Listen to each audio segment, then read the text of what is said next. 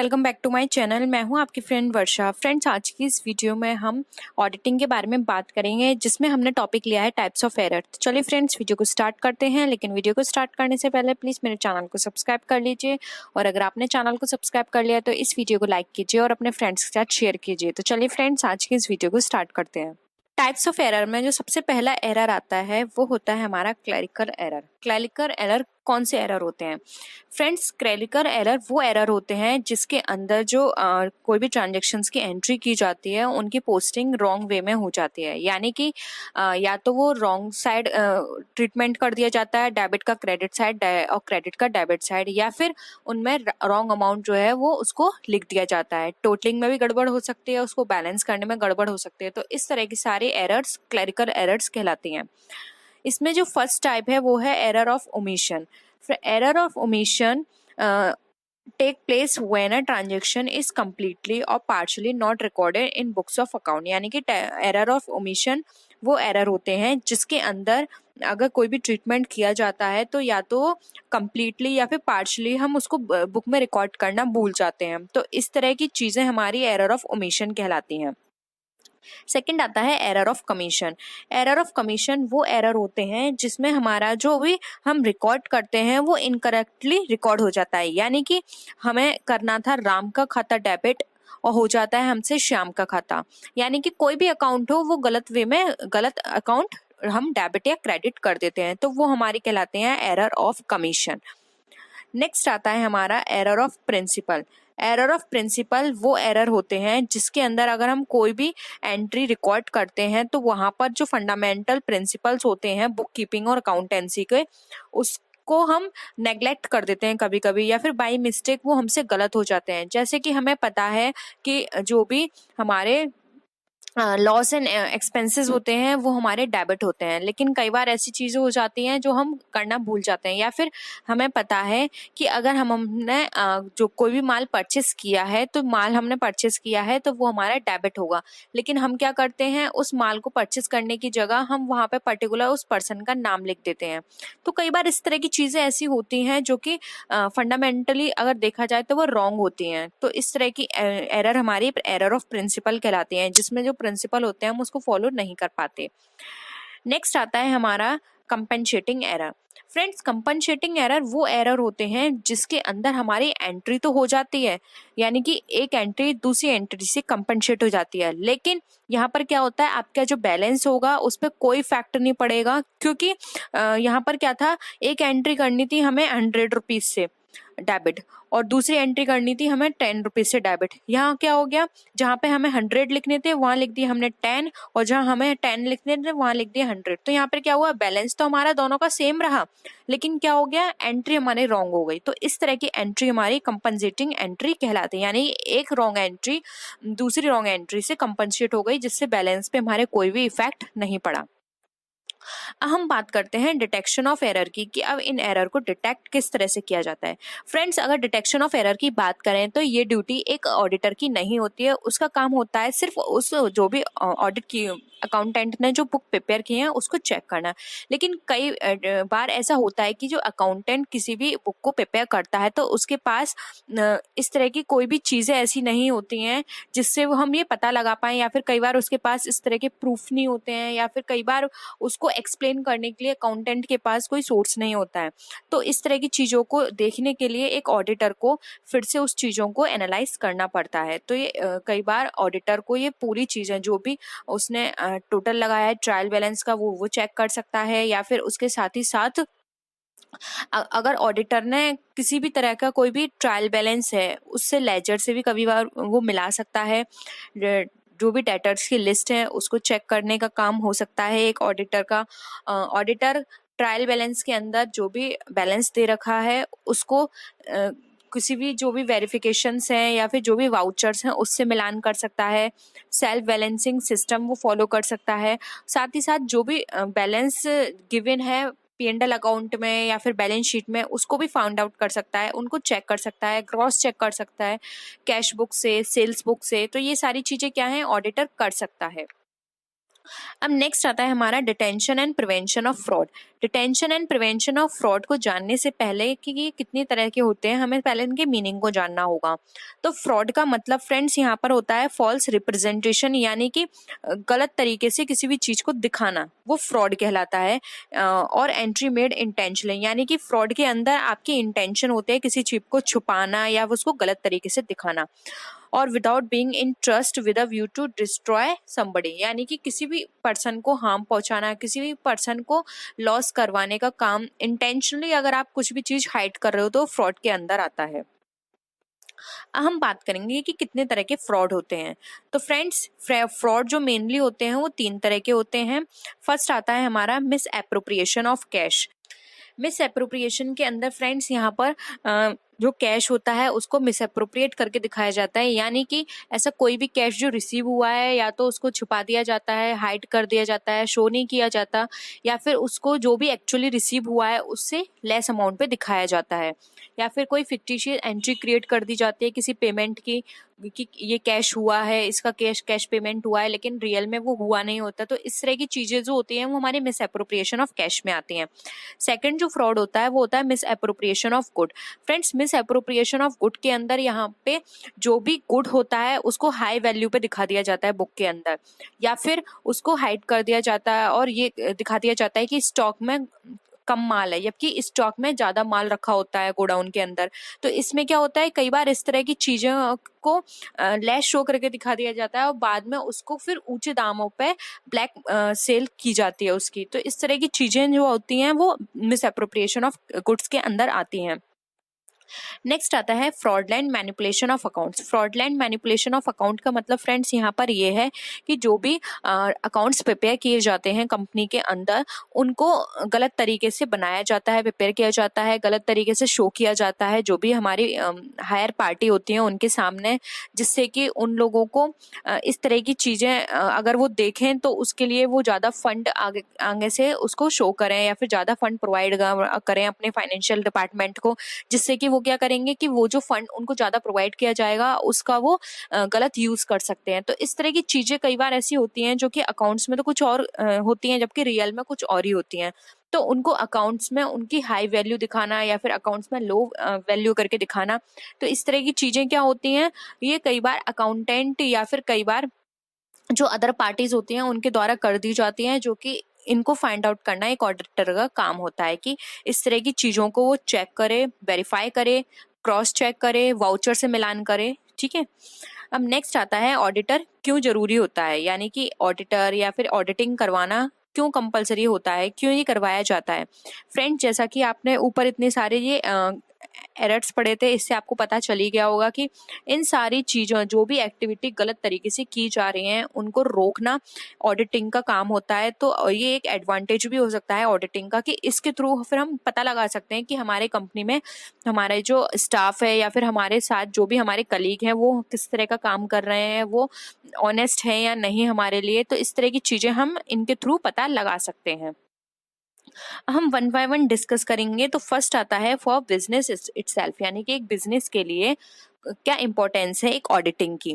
तो फर्स्ट आता है quick discovery of error and frauds, यानी कि बिजनेस के अंदर हम जल्दी पता लगा सकते हैं कोई भी एरर अगर फ्रॉड हो रहा होगा उसी टाइम उसको लोकेट कर सकते हैं, क्योंकि इससे पता है फ्रेंड्स क्या होगा कि अगर हम इजीली उसी टाइम पर उसको पता लगा लेंगे तो हम उसको उसी टाइम रोक सकते हैं। क्योंकि अगर हमें अपना पूरा साल खत्म होने के बाद पता चलेगा या फिर शायद पता ही ना चले 2-3 साल तक या 10 साल तक इस तरह की चीजें, तो क्या होगा, कंपनी को बहुत बड़ा लॉस उठाना पड़ेगा। तो इस तरह की चीजें अगर हम ऑडिटिंग हर साल करवाएंगे तो हमें उसी टाइम पता चल जाएगा, जिससे कि हम आगे कोई और स्टेप ले सकें। इससे जो भी हमारे एम्प्लॉयज होंगे उसका मॉरल भी चेक हो सकता है कि वो किस तरह के हैं, वो बिजनेस को किस तरह से काम करते हैं, किस तरह से वो सारी चीज़ों को हैंडल करते हैं, मनी का हमें पता चलेगा। और ऑडिटिंग के साथ फ्रेंड्स एक और बेनिफिट भी ये होता है कि हमें इससे बजट बनाने में भी हेल्प मिलती है। नेक्स्ट टाइम के लिए अगर हमें लगता है कि हमारे ऑडिटिंग के थ्रू कि हमारे जो कैश है, जो भी हम सेट्स होती हैं वो हमारे पास कम है या फिर किसी भी तरह की इस तरह की प्रॉब्लम आ रही है, तो हम वहाँ पे उसका आगे से कोई और सोल्यूशन निकाल के रख सकते हैं। और साथ ही साथ हमें एक एडवाइस भी मिलती है मैनेजमेंट को इससे कि रेगुलर ऑडिट अगर हम करवाएंगे या फिर कोई भी ऑडिट वीकली करवा रहे हैं, तो इससे क्या होगा, वो लोग भी ऑनेस्ट रहेंगे अपने काम के लिए और ज़्यादा से ज़्यादा अपना जो भी प्रोडक्टिव चीज़ें होंगी वो उसको देने की कोशिश करेंगे। ऑडिट हमारे लिए इसलिए भी हेल्पफुल है क्योंकि इससे जो भी रिप्रेजेंटेटिव होता है कंपनी का, तो वो क्या करते हैं, वो चीज़ों को मैनेज करने की कोशिश करते हैं और उनके सारी चीज़ें जो भी होती हैं वो उनके सामने फ्रिक्वेंटली आती रहती हैं, जिससे कि वो इजीली उस पर कोई भी स्टेप ले सकते हैं। नेक्स्ट हम बात करते हैं अब for the owners of business. अब जो भी बिजनेस का ओनर है उसके लिए क्यों फायदेमंद है, तो फ्रेंड्स इससे क्या होता है कि जो उसकी रेस्पॉन्सिबिलिटी होती है उसे पता चलती हैं और उसको एक क्विक रिपोर्ट मिलती रहती है कि उसके बिजनेस में क्या हो रहा है, कैसा चल रहा है। और जो अगर हम पार्टनरशिप केस की बात करें, तो फ्रेंड्स पार्टनरशिप केस में ऑडिट कराने से हमें ये भी फायदा होता है कि अगर किसी भी तरह का कोई डिस्प्यूट अराइज होता है तो वहाँ पर ये ऑडिट हेल्प करती है आपको। एडमिशन के टाइम पे, रिटायरमेंट या फिर डेथ के टाइम पर ये हमारी ऑडिट हेल्प करती है वाइंड अप करने में, किसी भी असेट्स को डिस्ट्रीब्यूट करने में। नेक्स्ट आता है फॉर अदर्स। ऑडिटर करवाना अदर के लिए क्यों हेल्पफुल है। फ्रेंड्स अदर की बात करें तो इसमें अदर में हमारे जितने इनकम टैक्स डिपार्टमेंट आ सकता है, क्योंकि ऑडिट कराने से इनकम टैक्स डिपार्टमेंट को हेल्प मिलती है उस पर टैक्स लगाने में। अगर किसी भी तरह का इंश्योरेंस क्लेम होना है तो उसमें भी हमें सेटलमेंट कराने में हेल्प मिलेगी, सेल टैक्स पेमेंट में हमें हेल्प मिलती है। तो जितने भी अदर पार्टीज होती हैं उनको भी एक ऑडिटिंग से हेल्प मिलती है। अब हम बात करते हैं लिमिटेशंस क्या हैं। तो फ्रेंड्स सबसे बड़ी जो इसकी लिमिटेशन है वो है lack of complete picture. Lack of complete picture का मतलब फ्रेंड्स यहाँ पर ये है कि कई बार ऑडिटिंग में क्या होता है कि जो हमारी कंप्लीट पिक्चर होती है, यानी कि हमारी कंपनी किस तरह का काम कर रही है, क्या उसकी पोजीशन है, ये सब करना कई बार उसकी रियल पिक्चर हमें नहीं मिल पाती, क्योंकि यहाँ पे जो अकाउंटेंट जो भी प्रिपेयर करता है वही शो किया जाता है एक ऑडिटर को, और एक ऑडिटर भी उन सब चीज़ों को इतना डीपली एनालाइज नहीं करता है। ड्यूटी होती है उसकी एनालाइज करना, लेकिन कोई भी ऑडिटर इतना डीपली एनालाइज नहीं करता, तो कई बार हमें जो रियल पिक्चर होती है वो हमें नहीं पता चल पाती बिजनेस की। नेक्स्ट आता है problem of dependence. Problem of dependence का मतलब यहाँ पर ये है कि फ्रेंड जो ऑडिटर होता है उसकी डिपेंड वो होता है एक्सप्लेनेशन पर, क्लैरिफिकेशन पर, इंफॉर्मेशन पर, जो भी क्लाइंट या फिर जो भी स्टाफ उसको प्रोवाइड कर रहा है। यानी कि अगर उसको रॉन्ग इन्फॉर्मेशन प्रोवाइड की गई होगी स्टाफ के द्वारा ऑडिटर को, तो वो उसी तरह से उसकी रिपोर्ट प्रिपेयर करेगा। तो यहाँ पे पूरा जो ऑडिटर होता है वो पूरा डिपेंड होता है जो भी स्टाफ या फिर कंपनी में उसको प्रोवाइड की गई है इन्फॉर्मेशन, उसके बेसिस पर। नेक्स्ट अब हम बात करते हैं हमारी existence of error in audited accounts, यानी कि जो ऑडिटेड अकाउंट्स होते हैं उसमें एग्जिस्टेंस क्या है एरर की। फ्रेंड्स इसमें टाइम और कॉस्ट के ज़्यादा होने के कारण यहाँ पे ऑडिटर ज़्यादा एग्जामिन नहीं कर पाता ट्रांजेक्शन्स, वो इतना डीपली नहीं देख पाता सारी चीज़ों को, वो बस बैलेंस चेक करते हैं। और अगर किसी भी तरह की रैंडम वो कोई भी उठा लेते हैं, कोई भी बुक उसको चेक कर लेते हैं, तो इससे क्या होता है कई बार बहुत सारे ऐसी एरर होती हैं जो कि चेक करने से रह जाती हैं। तो इस तरह की प्रॉब्लम भी बहुत फेस की जाती है इसमें। नेक्स्ट है exercise of judgement. Exercise of judgement का मतलब फ्रेंड्स यहाँ पर ये है कि ऑडिट का जो काम होता है वो ऑडिटर का काम होता है कि जो भी रिपोर्ट प्रिपेयर की गई है उस पर जजमेंट देना। तो इस तरह की चीज़ें दो तरह की प्रॉब्लम्स क्रिएट करती हैं। फर्स्ट, अगर वो सिंसियर नहीं है अपनी जॉब को लेके तब भी यहाँ पे जजमेंट वेरी कर जाएगा।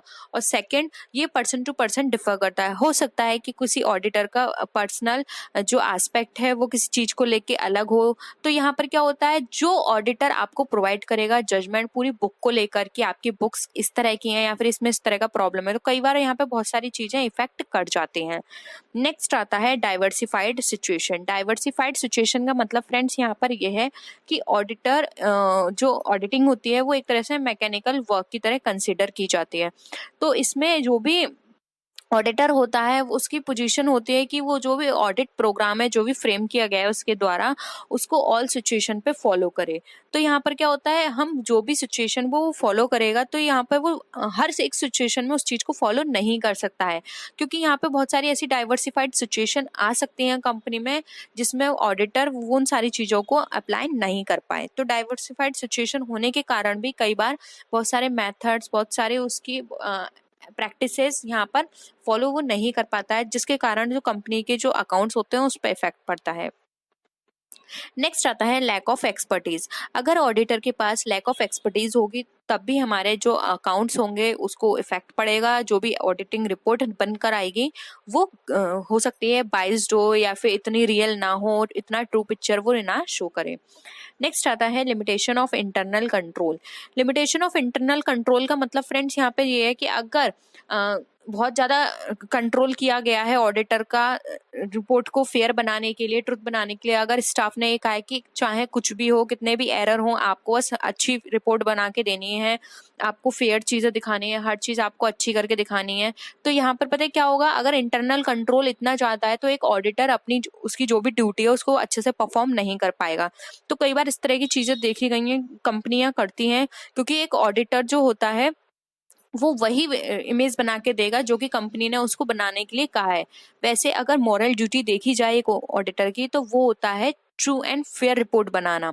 लेकिन यहाँ पर बाइसनेस हो जाती है अगर स्टाफ ने कहा है कि आपको बिल्कुल वही रिपोर्ट बनानी है जैसा कि हम बोल रहे हैं, ना कि आपको वो रिपोर्ट बनानी है जो बिजनेस कह रहा है आपसे। तो इस तरह की चीजें कई बार इसलिए करवाई जाती हैं जिससे कि जो आउटसाइड पार्टी है उनको बेवकूफ बनाया जाए, उनसे अगर किसी भी तरह की कोई भी प्रॉब्लम है या फिर इन्वेस्टर पे गलत इफेक्ट ना पड़े। तो इस वजह से भी कंपनियां बहुत सारी इस तरह की चीजों को करवाती हैं। नेक्स्ट आता है influence of management on the auditor. Influence of management on the auditor का मतलब फ्रेंड्स यहाँ पर ये है कि अगर जो भी ऑडिटर है वो अपॉइंट अगर मैनेजमेंट की तरफ से किया गया है तो वो हमेशा वही रिपोर्ट बनाएगा जो कि मैनेजमेंट के फेवर में होगी। वहीं यदि ऑडिटर शेयर होल्डर्स के थ्रू अपॉइंट किया गया है तो वो वही रिपोर्ट बनाएगा जो कि शेयर होल्डर के फेवर में होगी। तो कई बार इस तरह की चीजें जो ऑडिटर को इन्फ्लुएंस करती हैं, ऑडिटर ये देखता है कि उसको फीस कौन पे करेगा, मैनेजमेंट पे करेगा या फिर इन्वेस्टर्स या जो भी शेयर होल्डर्स हैं वो पे करेंगे। तो वो बायस हो जाता है और उन्हीं के फेवर में वो रिपोर्ट बनाता है। तो इस तरह की बहुत सारी चीजें होती हैं जो कि एक ऑडिटिंग के लिए बहुत ही हार्मफुल होती हैं, क्योंकि यहाँ पर ऑडिटिंग की जो रियल पिक्चर होती है वो शो नहीं हो पाती है। जबकि एक ऑडिटर का काम होता है वो बाइसनेस ना होके ट्रू एंड फेयर रिपोर्ट बनाए जो भी कंपनी उसको बता रही है या फिर जो भी उसके अकाउंट्स या रिकॉर्ड्स उसको बता रहे हैं। लेकिन इस तरह की चीजें अगर प्रैक्टिकल लाइफ में देखें तो बहुत कम होती हैं। वो हमेशा वही रिपोर्ट प्रिपेयर करते हैं जो कि उनसे रिलेटेड जो भी कंसर्न पार्टी है उसके फेवर में हो। तो फ्रेंड्स आज के लिए इतना ही। आई होप आपको टाइप्स ऑफ एरर्स पसंद आए होंगे, आपको क्लियर हुए होंगे। जो भी अगर किसी भी तरह की कोई भी क्वेरी हो या क्वेश्चन हो तो आप नीचे कमेंट सेक्शन में लिख सकते हैं। कोशिश करेंगे हम जल्द से जल्द उस पर वीडियो बनाने की। तो फ्रेंड्स नेक्स्ट वीडियो में हम फिर मिलते हैं और विच वीडियोस के साथ। तब तक के लिए बाय बाय।